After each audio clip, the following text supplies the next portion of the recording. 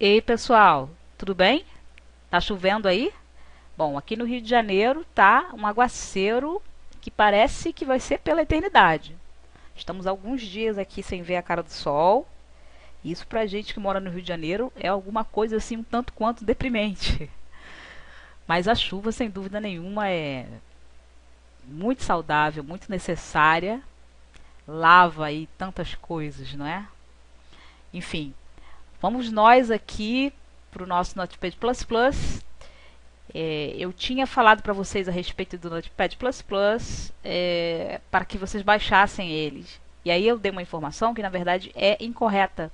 Eu disse que esse aplicativo tinha sua versão também para Linux, o que lamentavelmente não é verdade. O Notepad++ ele é um aplicativo apenas para Windows. Mas não fiquemos tristes, pessoal. Eu descobri um aplicativo tão bom quanto o Notepad++, que serve, na verdade, não só para Linux, mas também para Macintosh e também serve para Windows. Ou seja, se você não tiver gostado do Notepad++, você pode baixar o JEdit. Estou aqui, ó, com ele. Eu vou abrir agora. Olha ele aí. Já está até aqui aberto com um documento que eu fiz nesse instante. Estava experimentando ele aqui. E olha só, ele tem alguns dos mesmos recursos, né? Aqueles recursos que a gente elegeu como fundamental para a aprendizagem, né? Que é diferenciar por cor o que é elemento HTML, tá vendo? O que é conteúdo, o que é atributo, viu? Muito legal, né? Eu vou ver aqui como é que ele comenta em HTML. Vocês já esqueceram como é que insere um comentário? É assim, ó. Vou colocar aqui. Oi. Isso é um comentário. Aí vamos fechar comentário. Ah, tá. Ele não diferencia, não. Ele coloca assim, tudo em pretinho, né? Lá no Notepad++ é verde. Mas isso é irrelevante, porque a gente tem que comparar, na verdade, o JEdit com o bloco de notas. E aí vocês vão ver que tá dando de 1.0 a 0. Eu vou abrir aqui um novo documento. Aqui, ó. Novo documento. Então aqui, File, New. Tá? É muito parecido com os editores de texto normal. E aí, eu não sei nem que linguagem é essa aqui que ele inicia. Mas eu posso verificar aqui, ó. Aí ele tá vendo aqui, tá me dizendo que é alguma coisa que eu não sei o que é. Assim, falando do sistema operacional, tá vendo? Porque essa versão que eu baixei é uma versão que vem com as três opções. Então, se você tem dois sistemas na sua máquina, você baixa dois sistemas na sua máquina, você baixa essa versão que dialoga com as três versões possíveis que a gente conhece, que mais a gente lida aí, certo? E aí, ó, ok, eu vou voltar pro DOS aqui, calma. Aqui nessa parte aqui, ó, Edit Mode, é que você vai achar a linguagem que você quer escrever. Então tem aquelas diversas lá que tem, mas a gente vai achar que o nosso HTML. Opa, passamos aqui. HTML. Vendo? Aí a partir de que a gente deu OK aqui, a gente consegue escrever. Estou pedindo para ele indentar o código, ou seja, para ele dar espaçamentos de forma que as coisas fiquem organizadas e você perceba que um está dentro do outro e tal. Aí eu vou dar OK aqui. Ótimo. Vamos começar a escrever o HTML de novo. Na verdade, para a gente não perder tempo, né, com isso, porque nós vamos usar o plus plus agora. Opa! O que eu fiz de errado? Ah, sim. Quando você abre, eu acho que ele não... ele não tem esse benefício aqui, ó, do Notepad++, que é abrir numa nova aba, tá vendo? Não sei se o documento se perdeu ou não sei onde ele está. Tá, mas... enfim. A gente escreveu o HTML aqui, ó. Você já vê que ele é azulzinho. Certo? Então, para quem não pode ter o Notepad++, JEdit na sua máquina vai resolver aí muita coisa. Mais um que é muito melhor do que o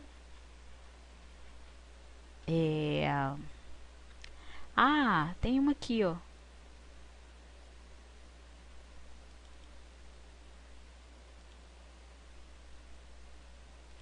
Peraí. Não, realmente eu não... Tá. Ok, achei o documento. Eu não sei ainda como é que usa, né, esse JEdit aqui efetivamente. Mas vocês viram que ele me deu a opção de ver aonde que eu estava. Ah, é aqui em cima, ó, pessoal. É só... Tá vendo? Então, por exemplo... Esse aqui, ó, sem título. Legal. Agora vamos voltar lá pro que a gente já fez. Ó, bacana. Aqui do lado fica o nome do arquivo, ó. Tá vendo? Esse aqui tá como untitled, porque a gente não salvou com nenhum nome, né? Então, todo documento que você não salva com nenhum nome HTML, ele salva como untitled, ou seja, documento sem título. Tá? E aí é isso em relação ao JEdit. Vocês podem mexer aí, ó. Tem a diferenciação de atributos, tá vendo? Rosinha. Bacana. Gostei. Usem aí à vontade, me falem se adaptaram ou não, tá? Agora, eu vou... Save selected. Não. Discard selected. Pronto. Vamos abrir aqui o nosso Notepad++. E agora nós vamos voltar à nossa discussão sobre as divs e, na verdade, assim, eu quero explicar uma coisa para vocês. Nós estávamos falando sobre as propriedades CSS que são aplicáveis a qualquer elemento HTML ou a quase todos os elementos HTML. Então, margem, padding, borda, todos esses são aplicáveis sim a elementos HTML. Ocorre que, mais comumente, como a gente já aprendeu a subdividir o nosso site, nós vamos utilizá-los mais nas divs, nas criações das divs, tá? Então, nessa primeira parte da aula, nós vamos criar aqui... nós vamos, na verdade, pegar o nosso documento lá. Vou pedir para abrir aqui. Abrir. Nosso curso, área de trabalho. Eu vou pegar a nossa página inicial, lembram dela? Tá aqui, consciência negra e tal. E vamos mudar aquela cor do background lá. Na verdade, vamos retirar isso aqui. E vamos... Eu vou deixar por enquanto, mas na verdade eu vou botar uma cor aqui. Tralha CCC, tá? Só para mudar aquela cor que tá lá. Ok. Vamos pegar um elemento que nós temos aqui no nosso arquivo da nossa página, que é o elemento P. Se a gente observar, a gente não conseguiu colocar parágrafo, né? Apesar de ter um afastamento aqui, ó. Vamos lá ver o arquivo original. Consultem vocês aí também na máquina de vocês. Olha que coisa horrível esse vermelhão. Tá vendo? Nós não temos uma indicação de parágrafos aqui, né? Por quê? Porque a gente simplesmente não indentou o parágrafo. E como é que a gente indenta o parágrafo? Com uma propriedade CSS. A gente vai em P e a gente diz aqui, ó, text tracinho indent. Aí vem 2 pontos. Aqui que está a questão, pessoal. Nós podemos dizer que nós queremos o indentamento do texto, ou seja, um recuo em cada parágrafo, com algumas medidas. A gente pode dizer isso de forma relativa, ou seja, a gente vai tomar por base uma medida padrão. A medida padrão do navegador, de fonte do navegador, é 14 pixels. Então, para a gente trabalhar, ou 14 ou 12, se eu não me engano, acho que é 12 pixels, o tamanho da fonte, tá? Que é o padrão que vem no navegador. Se eu for trabalhar de forma relativa, ou seja, eu quero um determinado valor de espaçamento de parágrafo multiplicado por um número de vezes relativo a esse padrão do navegador. E aí, como é que eu determino que eu quero um padrão relativo? Pelo final EM. 2.5 EM, por exemplo. E aí a gente fecha aqui e a gente salva. O EM, pessoal, é a unidade de medida que está falando justamente, está chamando para esse padrão do navegador, que é alguma coisa relativa, tá? Que é a coisa a qual ele é relativo.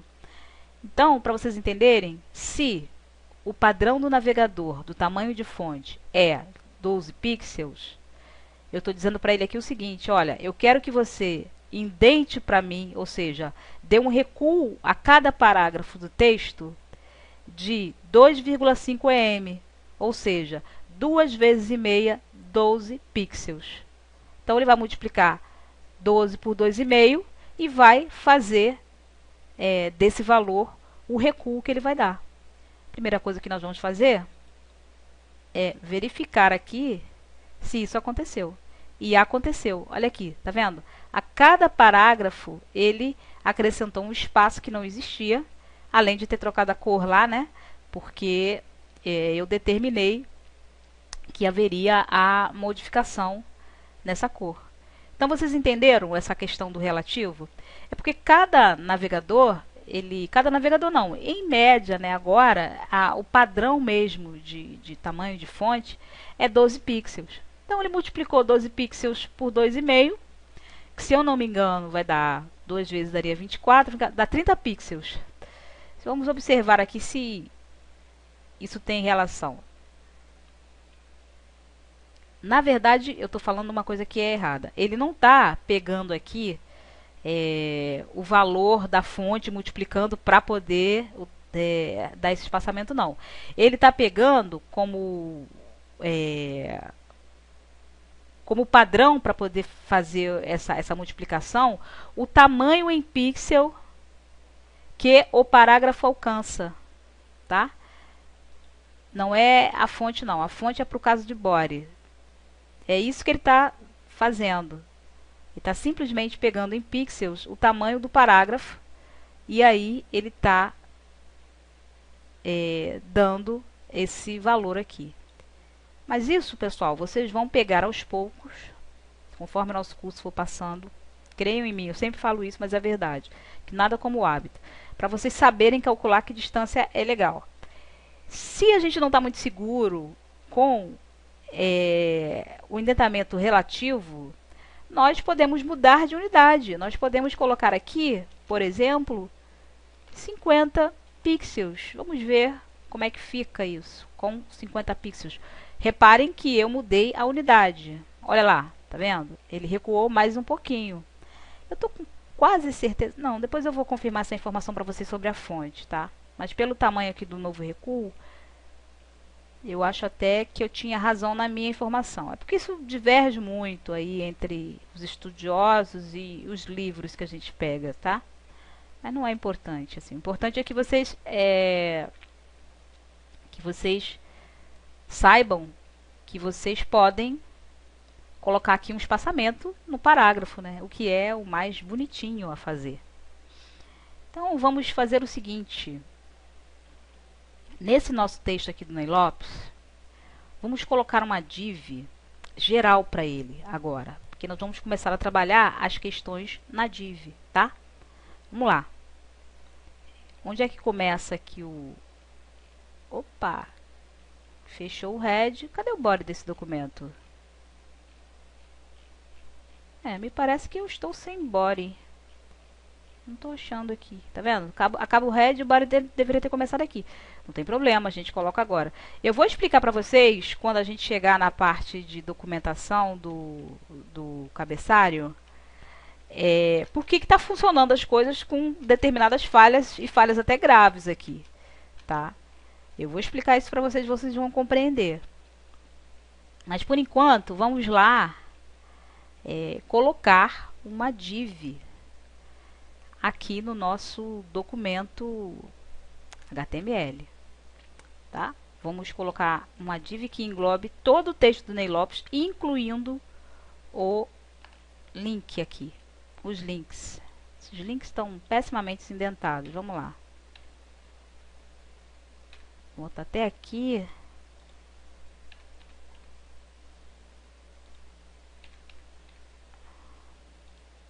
Porque vai vir uma div ali na... Aqui, vou colocar a div aqui, ó, logo depois do body, para mostrar nitidamente que ela está dentro do body. Div, aí vamos dar um ID, um identificador para ela. Eu chamo de geral, você pode chamar do que você quiser, tá? Geral, tudo, container, enfim, caixa, o que você quiser. Ó, dividir geral, já que ela é geral, vamos fechá-la lá embaixo, no final de todo o conteúdo. Esse body aqui também tem um... Tá todo mundo mal indentado aqui, mas por enquanto a gente vai deixar assim, tá? Aqui. Barra div. Pessoal, eu uso depois de longos, quando o volume de informação, né, e do código começa a ficar assim avolumado, eu uso marcar certas coisas. Por exemplo, é legal a gente marcar aqui, ó, colocar um comentário, na verdade. A gente vai colocar um comentário assim, ó, fim da div geral. Para eu saber, daqui a pouco vai ter um monte de div aí, eu preciso saber o que termina e o que começa, e onde começa, né? Tá? Só para eu me guiar. Bacana.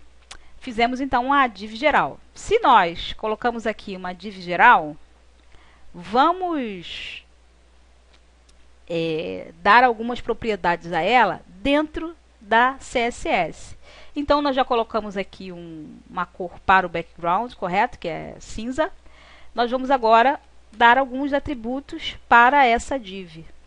Como é que é mesmo que a gente atribui propriedade? A gente chama pelo seletor, que é sempre tralha geral. Por que P e body não tem tralha antes?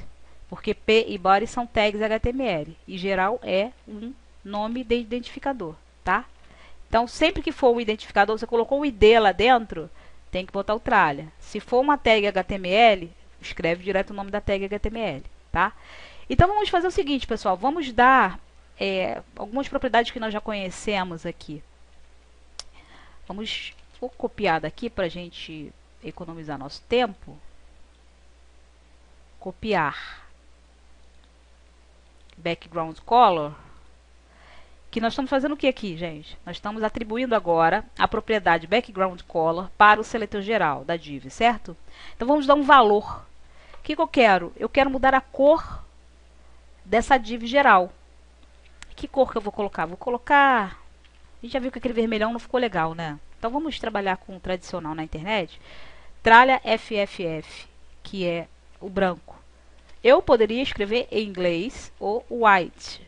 Tá? Mas eu já estou tentando familiarizar vocês com os códigos hexadecimais representantes das cores no nosso na tabela de cores CSS, tá? Então, tralha FFF significa branco, cor branca. Nós estamos dando uma cor de fundo branco. Reparem, nós temos um corpo aqui, o body, ou seja, toda a janela do navegador vai ser cinza. E o background color da div geral será branco. Então vai ter uma diferença, né? Vamos ver lá? salvar aqui. Vamos lá. Olha lá, mudou. Aí você fala assim, para onde foi o body?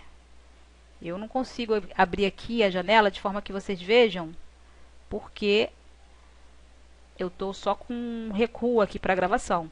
Mas reparem bem aqui no cantinho, tá vendo a cor do body aqui? E aqui também, onde não há onde a margem padrão do body, né, ela está fazendo recuo aqui na geral, de forma que você consegue vê-la aqui atrás, ó, cinzinha, tá? Mas já já a gente vai conseguir visualizar direitinho o que nós estamos fazendo. Bom, eu dei um background color, chamei o fundo dessa geral aí de branco. Mas agora, pessoal, eu quero dar uma largura para a minha div geral. E aí é um momento que vocês devem se perguntar assim, poxa, como é que eu defino o tamanho que eu vou colocar a minha div e tal? Pessoal, isso aí foi uma coisa que foi evoluindo aos poucos, né, e com o passar do tempo. Antes vocês tinham computadores bases que saíam, as telas, na verdade, né, os monitores, saíam com 860 por 600 pixels. Deixa eu mostrar para vocês o que eu estou falando, tá? É isso aqui, ó, pessoal. A tela, vamos imaginar que isso aqui seja uma tela de computador. Até alguns anos atrás, o padrão de resolução, né, dos monitores era de 800 por 600 pixels. Ou seja, ele dizia que para cada polegada que eu tive, ele estava me informando a quantidade de polegadas que eu tinha por pixel. Né? Então, por exemplo, se você imagina que isso aqui é a tela completa do seu computador. Vamos lembrar que eu reduzi a janela aqui porque eu trabalho com um monitor muito maior do que o padrão normal, tá? Em função do meu trabalho. Então, a gente está fingindo que isso aqui é um monitor, vamos dizer aí, de 14 polegadas. Né? Esse monitor de 14 polegadas, por uma questão de espaço, ele tinha lá uma resolução. Um tamanho mínimo que era 800 por 600. Agora, o que compreendia esse 800 por 600? Era englobando, ó, a partir do endereço até aqui embaixo. Certo? Então, a área útil, na verdade, de visualização do usuário era essa partezinha aqui que está em branco, tá vendo? O que a gente faz? A gente reduz qual a área que vai ser comida dentro dessa resolução para essas barras de menu, barra de aplicativo, barra de aba que tem no navegador, e aí a gente começa a usar um padrão mínimo para altura.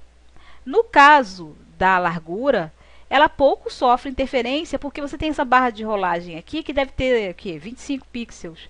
Então, por isso que muitos sites, aí 25, 30 pixels, por segurança, ou seja, para o site não ficar gerando barra de rolagem na parte de baixo, por exemplo, que é ruimzão, né?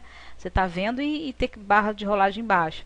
O que eles faziam? Eles colocavam num valor que ficasse ali, coubesse da menor tela para a maior tela.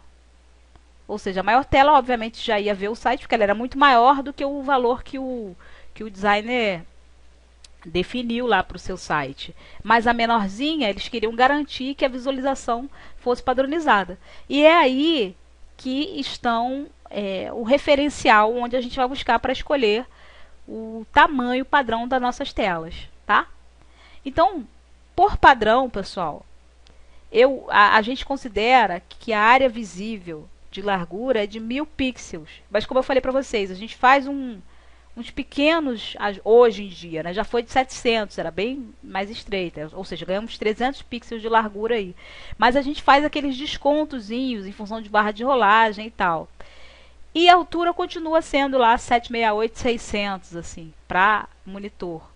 Então a gente tem que trabalhar com esses padrões, tá? Sendo que em altura, como eu falei para vocês na aula anterior, a gente sempre deixa lá para automático, ou seja, para ela ir se expandindo de acordo com o preenchimento de conteúdo. Porque senão, se você der uma altura pequena, chega uma hora que não cabe mais nada.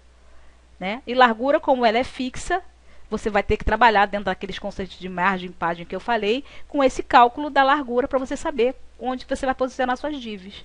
Tá? Então, fundamentalmente, nós temos que saber com que padrão nós iniciamos a escolha de um tamanho de tela para site. tá? No tamanho de página. Então vamos colocar a propriedade que responde por isso, que é o idif, como vocês devem lembrar. Eu quero então de largura para a nossa div geral, eu quero colocar o que eu coloco aqui sempre como padrão, que é 960 pixels. Tem gente que trabalha com 998, com 975, isso vai variar aí. Eu, por segurança, acho que 960 pixels é legal, tá? Ou seja, de 1000 nós estamos perdendo apenas 40. Então, estou dizendo aqui que eu quero 960 pixels de largura. Aí eu vou salvar. Aí agora a gente vai poder ver aqui, ó. Olha lá, tá vendo? Olha o espaço, olha o background cinza aqui, não é? Olha o background cinza. Bacana, né? A gente está conseguindo já dar a cara de site para isso aqui. Enfim, vamos voltar e continuar dando propriedade. Não antes, sem observar o que eu quero mostrar para vocês, que é relativo à aula anterior. Vejamos, pessoal. Olha aqui. Tá vendo que o texto, não só o texto, como a imagem, tá grudadinha aqui, ó, no nível da div? Não foi isso que nós estávamos falando na aula anterior? Que quando a gente não determina o quê? O quê? O padding, pessoal. Ou seja, se a gente não fez um pequeno enchimento aqui, o que vai acontecer é que o conteúdo, não só a div, qualquer conteúdo vai grudar nas margens, tá? No limite aqui, ó, nas margens não, no limite da borda. Né? Da borda não, que não tem uma borda visível, pelo menos, né? Mas no limite aqui, ó, da caixa, tá vendo? Tá feio, né? Isso. Então, o que nós vamos fazer? Nós vamos adicionar agora o nosso famoso padding. Ó, padding. Eu vou botar, acho que 8 pixels. Vamos ver se fica bonitinho. Ctrl S. Olha lá, já deu uma afastadinha legal aqui, né? E aqui do outro lado também. Tá vendo? Ficou um pouco mais bonitinho. Certo? Então, aí, feito isso, na verdade eu vou colocar aqui 10 pixels. Vocês se lembram que eu falei que quando a gente adiciona um padding aqui, a gente precisa retirar tanto da altura quanto da largura? Ou seja, eu estou adicionando um espaçamento na lateral esquerda e na lateral direita, de 10 pixels cada um. Essa div passou então a ocupar um espaço de 980, porque 960 mais 10 pixels da direita, 970, 960 mais 10 pixels da esquerda, 980, da direita, 980, certo? Eu já tinha colocado aqui intencionalmente 960. Geralmente as pessoas trabalham por aí com 980 pixels. Então, na verdade, eu estou com 980 aqui, não preciso ficar retirando nada, tá? Já tinha retirado antes. Então, agora nós temos aqui um padding de 10. Ficou mais interessante ainda, não é isso? Mais interessante. Bem legal. Então, o que a gente vai fazer agora, pessoal? Isso feito, nós vamos começar a mexer aqui. Vamos continuar mexendo na própria div. Mas vocês estão observando que a div ela não está centralizada. Ela está alinhada à esquerda. E se eu quisesse colocar essa página no meio, como é que eu faria? Bem, eu teria que trabalhar com as margens da div geral, certo? A margem não é aquilo que separa uma determinada caixa, né, no caso, ou elemento, objeto, HTML, de um outro. Então, eu quero afastar, eu quero que essa minha página, ela, em relação à tela, ou seja, o body, ela seja centralizada. E como é que eu faço isso? Eu vou dizer o seguinte, pessoal. Eu venho aqui, escrevo margem, 2 pontos, e atenção agora, tá? eu coloco 0 e eu escrevo alto. Vamos ver o que acontece, que daqui a pouco eu vou explicar para vocês. Ó, centralizou, tá certinho, tá no centro do navegador. Qualquer resolução que você colocar, essa sua página vai ficar no centro. Por quê? O que é aquele 0 lá, pessoal? Eu estou dizendo o seguinte, que eu quero 0 pixel de margem no topo e 0 pixel de margem, e margens automáticas, não, na verdade, 0 pixel no topo, desculpa mesmo, me desconcentrei aqui, 0 pixel de margem no topo e 0 pixel de margem na base. Então, o que o navegador, isso é assunto até para daqui a pouquinho nessa mesma aula, deveria fazer? Deveria grudar aqui, ó, tá? 0 aqui e 0 aqui. Isso ele não fez. A gente vai falar por que ele não fez isso. E aí eu digo depois para ele o seguinte, ó, além disso, eu quero margens automáticas do lado direito e do lado esquerdo. Do lado esquerdo e do lado direito. Aí vamos lá ver se ele fez. Ele fez isso. Ele simplesmente foi lá e ajustou automaticamente. Por que é auto? Porque, como eu falei para vocês, existe uma diversidade de monitores que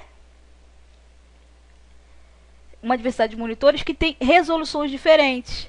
Seja porque o usuário alterou para uma resolução maior ou menor, ou seja porque ele já vem de fábrica, porque ele é menorzinho mesmo, ele é daqueles mais antigos e tal. Então eu disse para o navegador o seguinte, eu CSS, estou dizendo, olha, eu quero que você centralize essa página aqui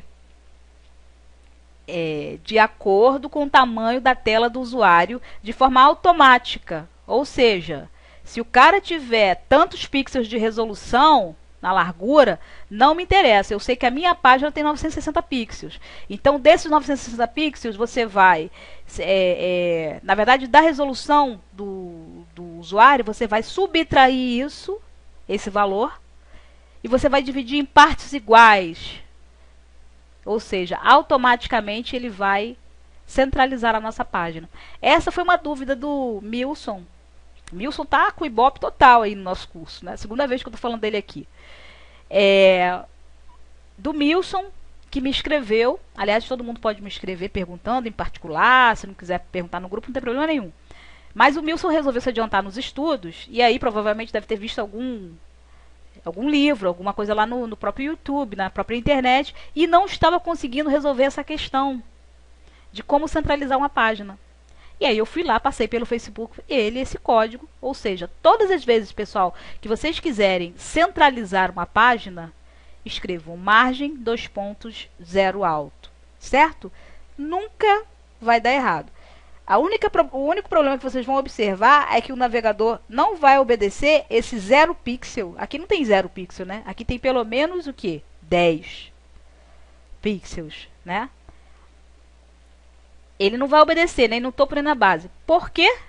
Agora é um outro truquezinho que a gente sempre faz para evitar aborrecimentos aqui.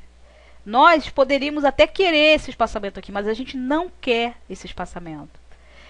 E o que é esse espaçamento? Esse espaçamento é o espaçamento padrão do navegador. Os navegadores vêm sim com algumas pré-definições de estilo prontas dentro dele. E era esse tipo de coisa que gerava aqueles problemas que eu falei lá no início, quando comecei a falar de CSS para vocês, que a gente criava o site de uma maneira, mas a gente não sabia como é que o usuário iria visualizar isso no seu terminal, na sua máquina. Então, como é que a gente faz para impor, dizer, olha aqui, seu navegador, você vai fazer o que eu estou mandando? É muito simples. A gente vai vir aqui, ó, e vai colocar uma tag que é invisível. A gente não utiliza ela no HTML, ela tem um significado, na verdade, que é o asterisco. Não é uma tag HTML, mas ele tem uma função dentro do HTML. Então, vamos abrir o asterisco como se ele fosse uma tag HTML, ou seja, sem nenhuma tralha. É o asterisco. E ele significa o quê? Todas as tags. Esse asterisco aí Está dizendo assim, a propriedade que eu aplicar no asterisco, eu vou aplicar a todas as tags HTML. Então, a gente lá em cima, como a primeira coisa, nós vamos colocar lá o que nós queremos. E nós queremos isso aqui, ó, margin 0. Ou seja, eu estou dizendo para ele o seguinte, eu quero em todos os elementos HTML dessa página zerar as margens pré-concebidas, pré-instaladas, pré-determinadas por qualquer navegador, que eles fazem isso. Eu esqueci de falar para vocês, mas todo elemento HTML, chamado elemento de bloco, por exemplo, o H1 é elemento de bloco, o P é um elemento de bloco, o IMG não é um elemento de bloco, é um elemento de linha, o EM é outro elemento de linha, tá? Todos esses elementos de bloco, o H2, todos os níveis de título são de bloco. Eles têm uma margem padrão, ou seja, como é que você identifica o que é um elemento de bloco ou não? O elemento de bloco, ele destaca o seu conteúdo, ou seja, ele quebra uma linha a partir da inserção dele, tá? Então, esse é o chamado elemento de bloco. E essa quebra de linha, o que é? É aquele BR lá? Não, não tem nada a ver com BR. A quebra de linha são as margens próprias daquela tag e que o navegador vai, cada navegador vai interpretar com determinada altura e largura para essas margens aí. Então, o que nós estamos fazendo aqui? Nós estamos dizendo, ó, pegue todas essas margens, escrevi errado. Todas essas margens que você tem aí por padrão e zere tudo. Ctrl S. Agora vamos ver lá se o danado não vai obedecer. Olha lá, já subiu. Aqui na base também. 0 e 0. Tá bom, pessoal? Então, por enquanto, 36 minutos de aula. Vamos parar por aqui. Mas já deu uma carinha de sitezinho? Já está bem melhor do que o que nós éramos antes, né? E é isso aí. Aos poucos, a gente vai transformando o que a gente precisa transformar. E a gente está transformando aqui a cara do nosso site. E eu espero estar transformando a relação de vocês aí também com o HTML. Tá bom? Um abração. Até já!